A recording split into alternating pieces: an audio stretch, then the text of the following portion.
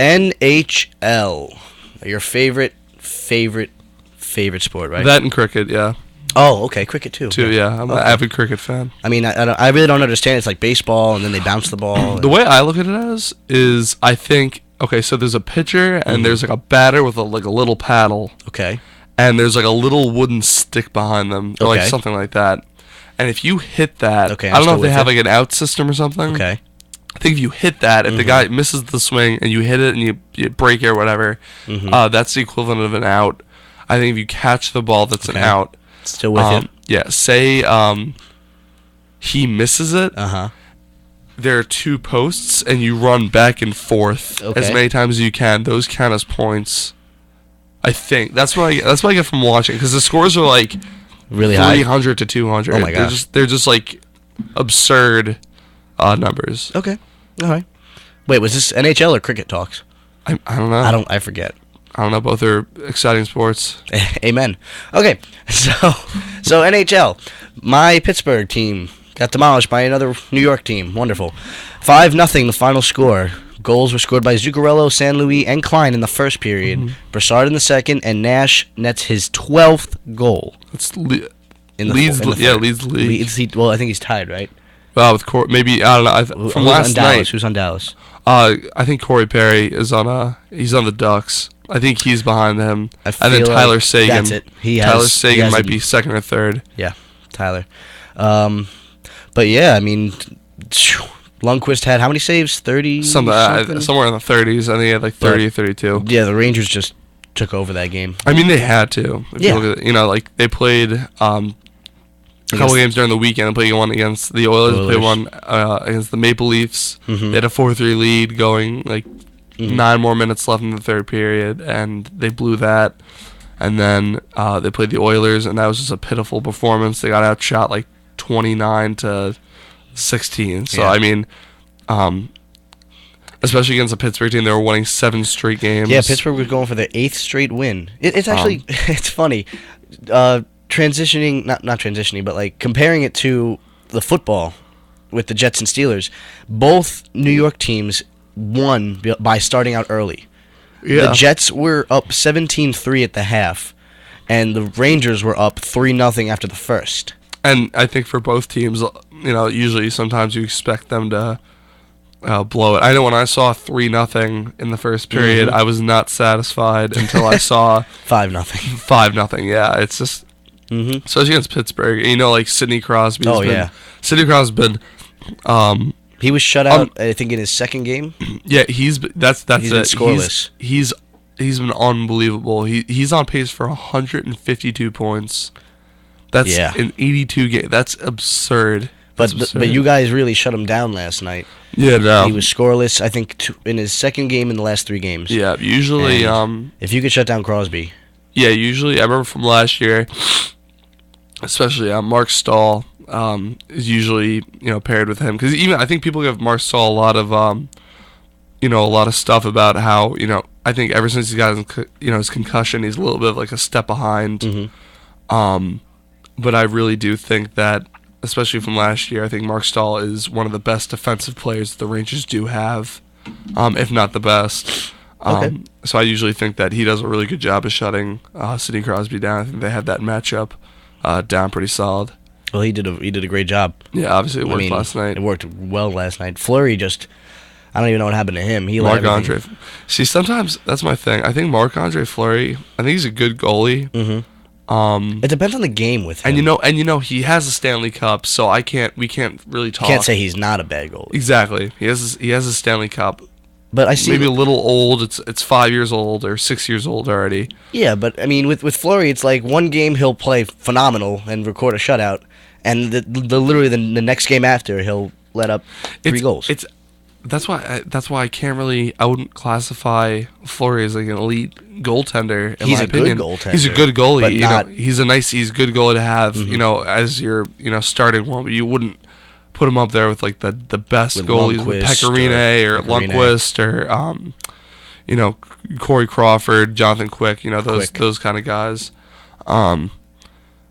And Yeah. I think usually he's more of like a regular season, but when you get in the playoffs, especially look at the last year. Oh my goodness. Against the Rangers. Oh my goodness. The first 4 games, it was like, oh geez, like Fleury's on his game. He's and gonna carry this. just like that. And then Game 5, Game 6, Game 7.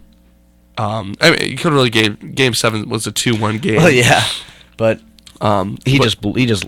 I was at Game 6 when San Luis scored on a Mother's Day, 2 days or a day after his mom died. How was that? Was that like how crazy it must have been? It was the atmosphere was insane. I've gone to like baseball playoff games. I think I went to a football game once, and that was fun. Actually, you can't really compare it. You know what I mean? No, But, of course not. But sporting event wise, that's probably the best sporting event I ever went to. Wow, really? I had box seats. Oh wow. So they actually renovated the garden. It looks pretty good, but that was a pretty insane atmosphere. But yeah, getting back to Fleury, he's just He's a good goalie. I wouldn't put him up there. yeah. All right. Yeah. Now, in other hockey news, the Islanders, another New York team, dominating the Colorado Avalanche, Yeah.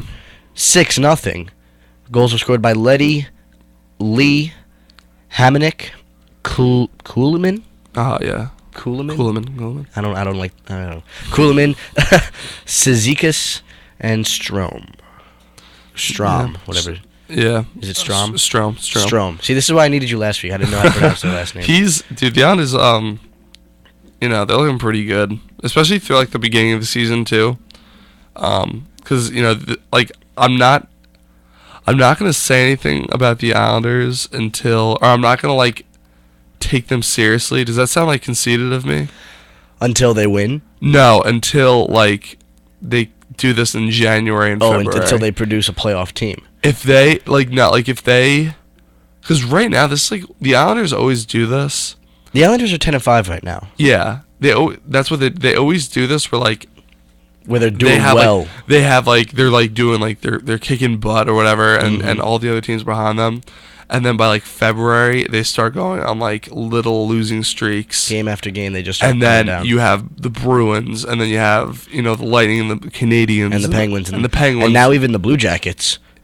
Yeah, the Blue Jackets have been like the past couple. I don't years. know. I mean, look at last year. They made the playoffs. Yeah, but they still have. I'm not saying that they don't have a good team. I think as a core, I think John Davidson, their GM, has really done a good, fantastic job of putting a really good team on the ice. So far this season, though, as of right now, they're not doing so well. They're 15th in the East. But you could say it's still an early season. Exactly. They're not as bad as the Buffalo Sabres, and that's literally that's all that matters. True. You could put. I think the Iona College hockey team could probably beat them. There is no Iona College hockey team. Exactly. Just letting everybody know. Exactly. So I mean, I think that John Tavares is great. The real deal. I love John Tavares. He's a great player. And I hate the Islanders, but I love John Tavares so much. Mm-hmm. Nick Leddy, I think the acquisition of Nick Leddy, and especially Yaroslav Halak, I think that's one of the Islanders' main assets, best starting goalies since Rick DiPietro, and before the whole Rick DiPietro fiasco that we all know now. I think that the Islanders are in a good spot, and I think they will be. If they don't make the playoffs this year, they'll definitely make it next year. Oh yeah, definitely. That's what I think. Well, that was nice to see the New York team step it up this weekend. It was. In not only NHL but other teams. But we'll talk about NFL. Excuse me. We'll get the box of tissues for you. Oh yeah, we gotta prepare for myself. Yeah. Little event stuff. All right. Now Pat, let me ask you a question. I have answers. Do you have answers? I have answers. Do you have all the answers? I have all the answers. Really? All right. Well, how many times have you driven on the highway? Couldn't even tell you. You couldn't even tell me. So many times. Have you ever driven to like any, places you're unsure of or anything like, I don't know if I should be driving down this highway. It seems pretty dangerous. There was one time I drove across Area 51. Oh, really? Yeah, I got abducted and went to Mars. So the Area 51 zone, you drove across it. Yeah. Would you consider that a very dangerous zone? I consider everything the danger zone. Oh, really? Yeah. So are you saying you have taken the highway to the danger zone? Yeah. You know what they called me when I drove my car? What? Kenny Loggins. Oh my gosh. Yeah. That's so crazy because... Dude, I know. Because we're about to play Kenny Loggins. No. Highway to Danger Zone. No. Yes. Stop it. No. That's insane. I know. That's such a coincidence. No, it's not, because I set up the song. I know. Highway to the Danger Zone. Kenny Loggins here on WICR Faz Fest.